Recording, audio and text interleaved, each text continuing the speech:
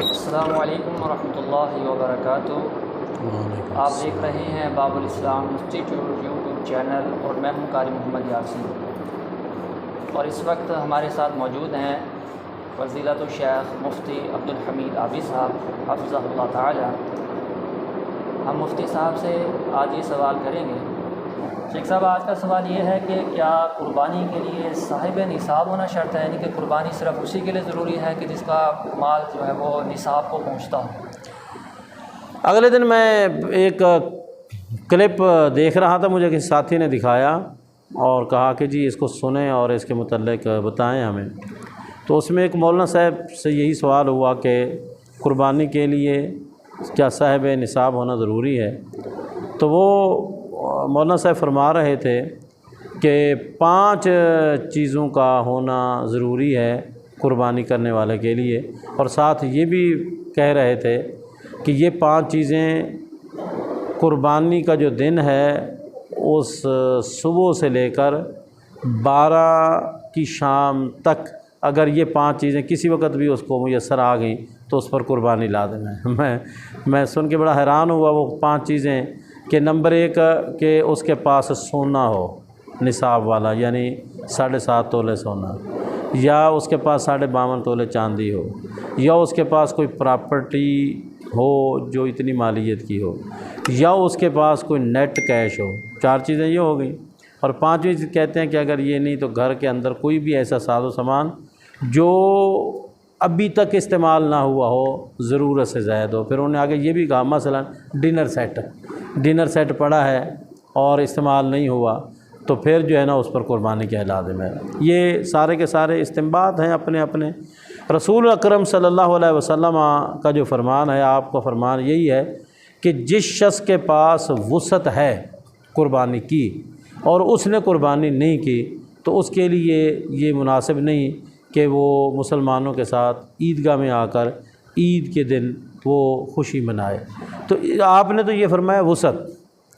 اور یاد رکھیں، میں آپ کو ایک بات بتاتا چلوں کہ لوگ اس موقع پر بڑا پوچھتے ہیں کہ جی میں مقروض ہوں، میں اس طرح ہوں، کیا میرے اوپر قربانی لازم ہے؟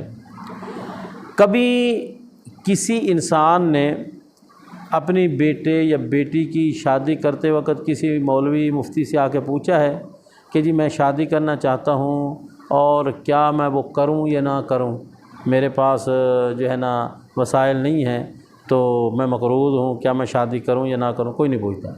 اچھا، اللہ نہ کرے کسی کو پولیس والے پکڑ کے لے جائیں تو کبھی بھی وہ کسی مفتی کے پاس تو نہیں آتا، بھی پہلے آ کے پوچھے جی اب میں پریشان ہوں تو کیا میں اپنے اس عزیز کو، بیٹے کو چھڑاؤں یا نہ چھڑاؤں، میں مقروض ہوں۔ کبھی وہ خود بیمار ہو جائے، ہسپتال والے لے جائیں اسے اٹھا کے اور ڈاکٹر کے پاس وہ پڑا ہو تو وہ پہلے مفتی سے آ کے تو نہیں پوچھتا کیا جی میں مقروض ہوں، میں علاج کراؤں یا نہ کراؤں۔ جب قربانی کا موقع آتا ہے یا زکوٰۃ دینے کا موقع آتا ہے پھر مفتی یاد آتا ہے، پھر پوچھتے ہیں کہ میں جی یہ کروں یا نہ کروں میرے اوپر۔ اصل مسئلہ یہ ہے کہ وہ مفتی کا سہارا ڈھونڈنا چاہتے ہیں، دل چاہتا نہیں ہے خرچ کرنے کے لیے، اور مفتی کا سہارا ڈھونڈتے ہیں کہ چلو ادھر سے کوئی مسئلہ ہمیں مل جائے تو قیامت کے دن یہ پکڑا جائے ہماری جان چھوٹ جائے۔ وہ مفتی کو پھنسانے کے چکر میں ہوتے ہیں اور اپنی جان چھڑانے کے چکر میں ہوتے ہیں۔